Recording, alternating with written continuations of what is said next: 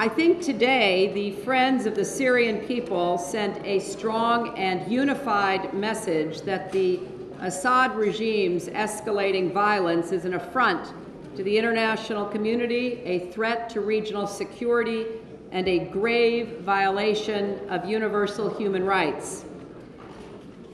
And the work that has been done by the Arab League to bring us to this point where we put together a strong international consensus has been extremely important.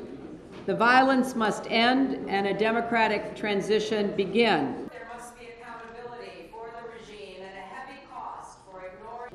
The international community agreed to take a number of concrete steps that will help begin providing humanitarian relief to the Syrian people, increase the pressure on Assad and those around him, and prepare for the democratic transition.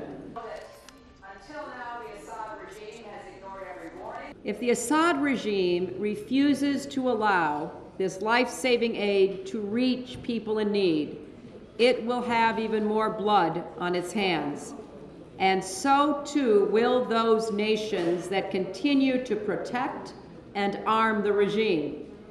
And we call on those states that are supplying weapons to kill civilians to halt immediately. To reach people in need, it will have even more blood on its hands.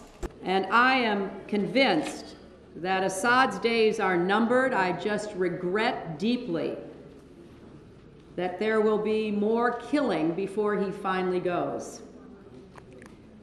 But I hope that we will see soon the Syrian people having the opportunity that the Tunisian people now enjoy. And thanks again to our Tunisian friends for making this possible, and I would be happy to take some questions. We'll take 3 to... We need to change the attitude of the Russian and Chinese governments. They must understand they are setting themselves against the aspirations not only of the Syrian people, but of the entire Arab Spring, the Arab awakening. They are basically saying to Tunisians, to Libyans, to others throughout the region, well, we don't agree that you have a right to have elections, to choose your leaders. I think that is absolutely contrary to history. And it is not a position that is sustainable.